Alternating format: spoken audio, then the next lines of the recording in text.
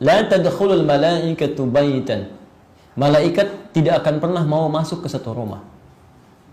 La tadkhulul malaikatu baitan. Malaikat tidak pernah mau masuk ke satu rumah. Ingat betul ini ya. Fihi kalbun.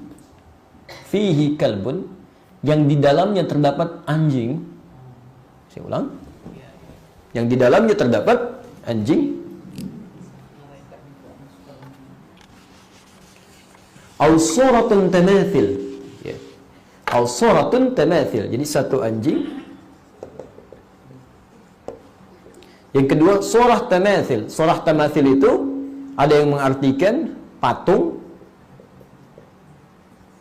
ada yang mengartikan gambar makhluk hidup gitu kan. Nanti kita lihat ya, kita lihat nanti. Ada kalimat anjing di sini. Hampir tidak ada perbedaan pendapat di kalangan ulama bahwa yang dimaksudkan ada kalimat fihi di dalamnya, di dalam. Jadi di satu rumah di dalamnya ada anjing.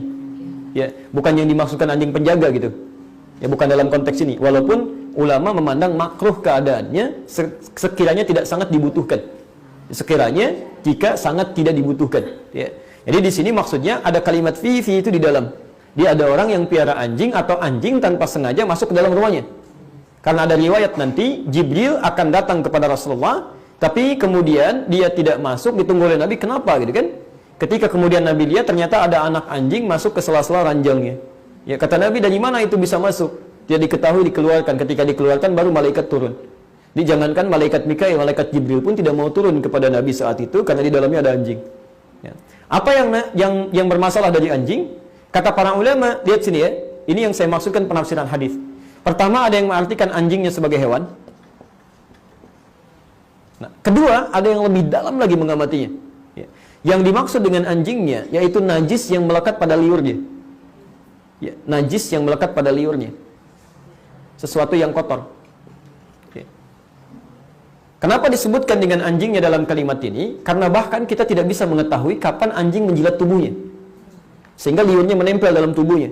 Kemudian dia duduk di kursi, duduk di tempat, masuk kemana-mana, jilat yang lain. Maka kotoran-kotoran ini menyebar, sehingga menjadikan malaikat tidak senang turun ke tempat yang kotor atau bahkan bernajis. Orang yang mengartikan anjing saja, maka dia akan membatasi, yang penting gak ada anjing di rumah. Tapi orang yang mengartikan liur atau kotoran atau najisnya, dia memperluas. Malaikat pun tidak akan turun ke tempat yang tempat itu kotor sekalipun tidak ada anjingnya. Ya, jadi hati-hati Bu ya, hati-hati. Tempat-tempat kotor itu nggak mau malaikat turun. Itu tempatnya setan, tempat jin. Ya, tempat jin, tempat yang nggak pernah digunakan untuk berzikir, tempat yang kotor tidak pernah dibersihkan, itu yang turun paling jin. Makanya suasana ibu masuk ke rumah kosong yang tidak ada penghuni, suasana masih kotor dengan rumah bersih itu akan lain. Saat masuk aja udah beda. Nggak percaya silahkan ibu masuk ke rumah biasa gitu kan, tenang gitu, nyaman. Ketika masuk ke tempat yang kotor, suasana sudah lain. Sudah bau nggak enak, perasaan nggak tentram dan sebagainya. Jelas di sini? Nah, ini bagian yang pertama. Ya. Jadi ini malaikat tidak senang turun ke tempat-tempat demikian. Jadi kalau misalnya ibu ingin disinggahi malaikat tempat rumahnya, selain digunakan berzikir, maka bersihkan. Bersihkan gitu kan? Dari yang kotor-kotor, dari yang tidak baik dan sebagainya. Ya. Yang kedua, gambar atau patung di sini. Ya. Di sini ulama ada khilaf, terbagi pada dua bagian. Khilafnya sangat ringan sekali. Ya. Yang pertama tadi yang tekstual, pokoknya gambar apapun, patung apapun nggak boleh gitu kan. Ini biasanya yang terlalu berhati-hati dia. Pokoknya setiap ada gambar, setiap ada apalagi patung macam-macam, maka itu berusaha untuk ditepikan, hilangkan. Ya. Yang kedua, menelusuri dulu maksud hadis ini kemana dengan membaca hadis-hadis yang lainnya.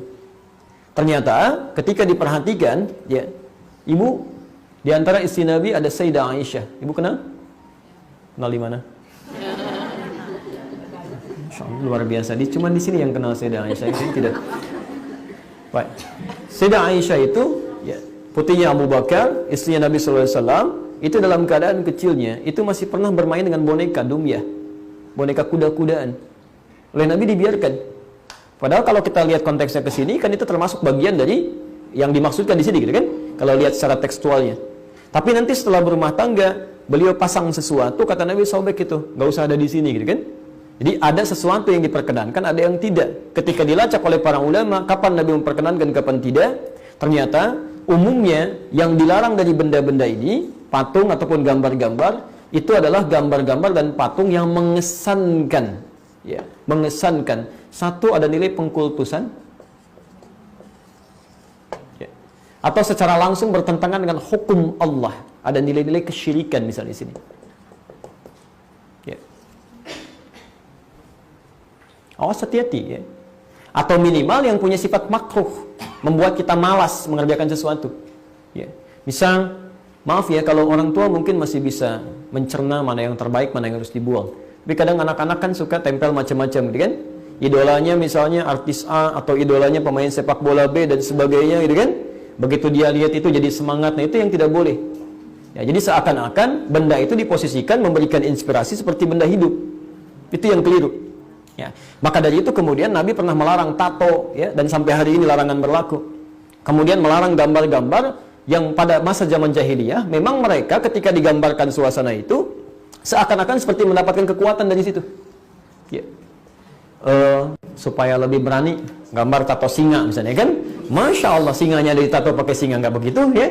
Kemudian dia tempelkan misalnya, sama aja nggak akan merubah sesuatu. Ya. Supaya lebih tampil begini, gambarkan ini, gambarkan itu sangat dilarang. Ya, sangat dilarang. Sama dengan Anda panjang misalnya. Ya, ada foto fulan, foto tertentu, begitu dilihat, duh, bagus ya, seperti ngelihat kita, misalnya gitu kan? Nah, itu sesuatu yang sudah keliru. Ya. Apalagi kalau sudah sampai dikultuskan. Ya, dikultuskan saya kan? Dengan foto tertentu, seakan-akan ibadah menghadap ke situ, macam-macam dan sebagainya, doanya mohonnya ke situ sehingga tidak nyambung gitu kan? Nah, ini hal-hal yang dilarang. Ya. Kalau sudah sampai ke sini, ini yang paling bahaya. Ini yang paling bahaya. Dan tidak ada bedanya dengan zaman jahiliyah saat patung-patung dikeluarkan. Ya. Jadi di sini ulama kemudian yang kedua berpendapat, kalau sekiranya ada gambar-gambar yang melahirkan manfaat yang memang dibutuhkan untuk maslahat hidup manusia, itu ma'fu'anhu sifatnya, boleh digunakan. Ya, seperti misal saya beri gambaran, ini tegas ya, ulama di sini tegas sekali. Saya beri gambaran kayak anak-anak misalnya, atau fakultas kedokteran, atau di biologi yang menggunakan rangka misalnya untuk kepentingan penelitian, itu boleh. Sah hukumnya. Ya, tidak digunakan pada yang lain. Ya, ada rangka malam-malam dibawa ke rumah orang, disimpan di tengah-tengah, gitu kan? Diajak tahajud. Nah, itu salah. Ya. Tapi kalau dia simpan di lab untuk penelitian, untuk menerangkan nih alurnya ke sini, alur ke sini, itu sah hukumnya. Boleh, nggak ada masalah. Ya. Atau juga misalnya gambar kita, foto yang ada di KTP, ada di mana, di paspor, gitu kan? Atau ingin mengenalkan kepada anak dan sebagainya, itu nggak ada masalah di situ. Atau kepentingan penyidikan, ya. Bagaimana gambaran orangnya? Pokoknya begitu, Pak. Tolong dilukiskan. Saya nggak bisa gambar, nggak boleh, haram hukumnya. Ya nggak akan ketahuan orangnya, akan ketahuan, gitu kan? Ya. Jelas di sini ya. Baik, jadi hal-hal yang sifatnya darurat atau jadi kebutuhan maslahat kehidupan itu masih boleh digunakan sepanjang tidak bertentangan dengan hukum-hukum ini. Jelas saya kira, insya Allah.